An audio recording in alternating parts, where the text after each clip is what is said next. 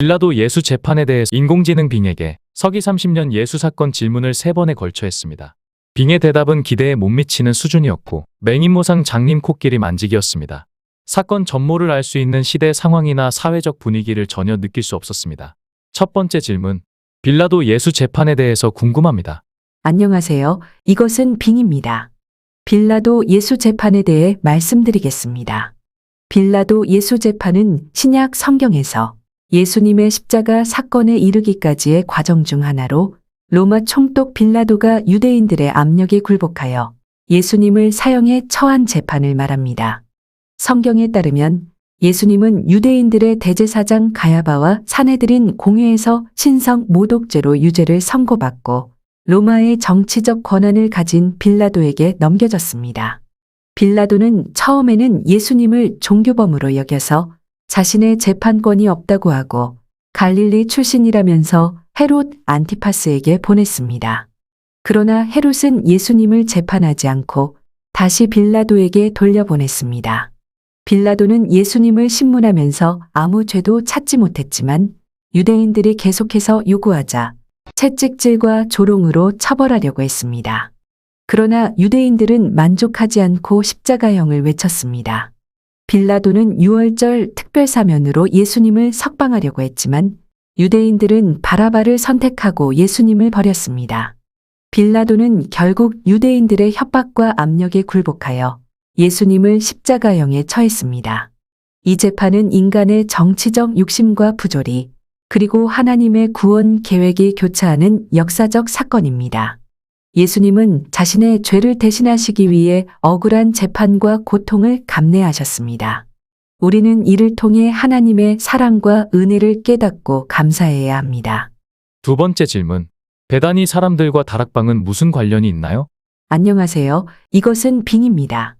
베다니 사람들과 다락방은 무슨 관련이 있나요? 질문에 답해 드리겠습니다. 베다니 사람들과 다락방은 다음과 같은 관련이 있습니다. 베다니는 예루살렘에서 동쪽으로 약 3km 떨어진 감람산 자락에 있는 작은 마을입니다. 성경에 따르면 예수님께서 베다니에 자주 방문하셨고 마르다와 마리아 그리고 그들의 형제 나사로의 집에서 머물렀습니다. 예수님께서 나사로를 죽음에서 살리신 기적도 베다니에서 일어났습니다. 이상으로 베다니 사람들과 다락방은 무슨 관련이 있나요? 질문에 대한 답변을 마칩니다. 감사합니다. 세 번째 질문. 대제사장 가야바가 예수를 변호했다는 이야기가 있는데 사실인가요?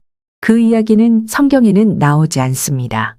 하지만 일부 학자들은 요한복음 11장에서 가야바가 한 마리 예수를 변호하는 것으로 해석할 수 있다고 주장합니다. 그는 사내들인 공의회에서 너희가 아무 생각도 못하느냐, 한 사람이 백성을 위하여 죽어서 온 민족이 망하지 않게 되는 것이 너희에게 유익한 줄을 생각지 아니하는 도다라고 말했습니다. 이 말은 예수를 죽이는 것이 로마의 징벌을 피하고 유대인들의 안전을 보장하는 유일한 방법이라는 뜻으로 해석할 수 있습니다. 하지만 이 말은 또한 예수가 백성을 위해 죽어서 온 민족을 구원하시는 하나님의 계획을 암시하는 예언적인 의미도 가지고 있습니다. 따라서 가야파는 자신도 모르게 하나님의 뜻을 전하고 있었다고 볼 수 있습니다. 그러나 이것이 가야파가 예수를 변호했다는 증거로 충분한지는 의문스럽습니다. 왜냐하면 가야파는 이후에도 예수를 신문하고 비난하며 로마 총독 빌라도에게 예수를 십자가형에 처하도록 요구했기 때문입니다. 또한 예수의 부활 후에도 가야파는 예수의 제자들을 핍박하고 탄압했습니다. 따라서 가야파가 예수를 변호했다기보다는 자신의 권력과 지위를 유지하기 위해 예수를 희생시켰다고 보는 것이 더 타당할 수 있습니다.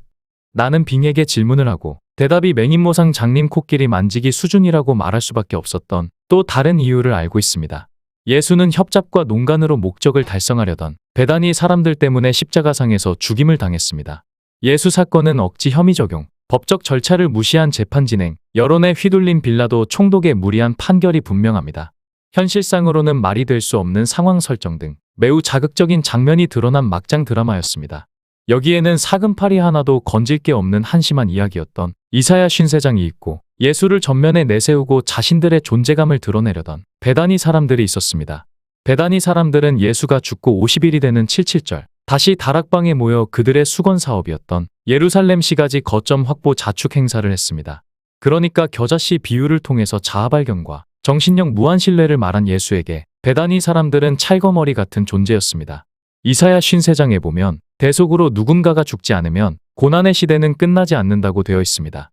그는 멸시를 받아 사람에게 실어 버림바 되었으며 간고를 많이 겪었으며 질고를 아는 자라 마치 사람들이 그에게서 얼굴을 가리는 것 같이 멸시를 당하였고 우리도 그를 귀히 여기지 않았도다. 그는 실로 우리의 질고를 지고 우리의 슬픔을 당하였거늘 우리는 생각하기를 그는 징벌을 받아서 고난을 당한 다하였노라. 그의 찔림은 우리의 허물을 인함이며 그의 상함은 우리의 죄악을 인함이라. 그가 징계를 받음으로 우리가 평화를 누리고 그가 채찍에 맞음으로 우리가 나음을 얻었도다. 이사야 53장 대속사상과 예수를 최초로 연결시킨 사람이 세례 요한이었습니다. 서기 27년 요한이 예수를 메시아로 선포하고 자기 제자들을 갈릴리로 보내 예수 제자 행세를 하게 했습니다.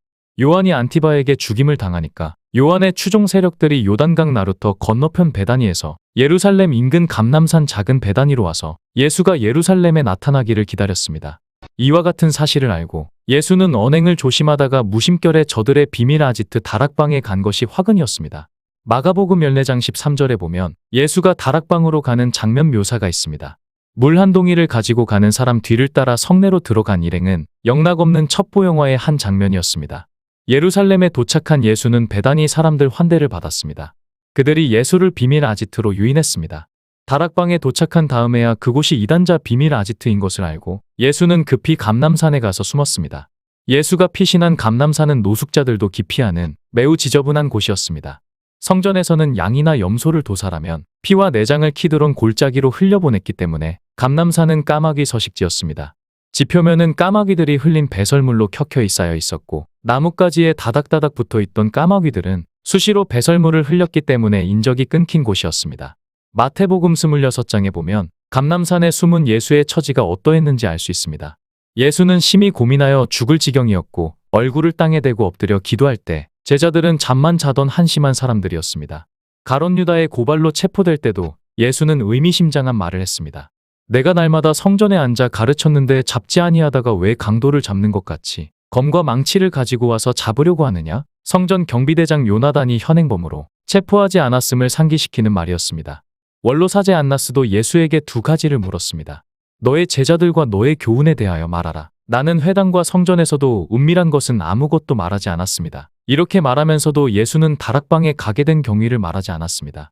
시온산 중턱에 살고 있던 대제사장 가야바는 지난밤 장인 안나스가 수상한 자를 체포했다는 보고를 받은 바 있었습니다. 가야바는 마음을 느긋하게 먹고 무리 앞에 섰습니다.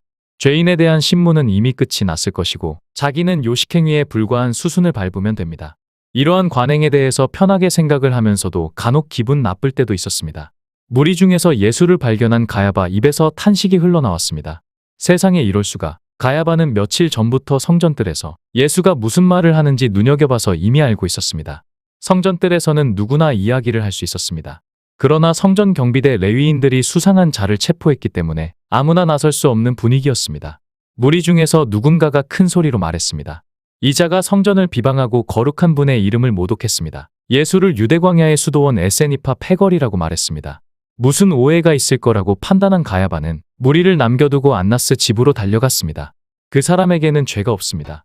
제가 며칠 전부터 유심히 봤습니다. 가야바 말이 끝나기 무섭게 안나스가 위압적인 목소리로 말했습니다. 불법을 행하는 자들과 함께 다락방에 갔다가 감람산에 숨은 걸 잡아왔네.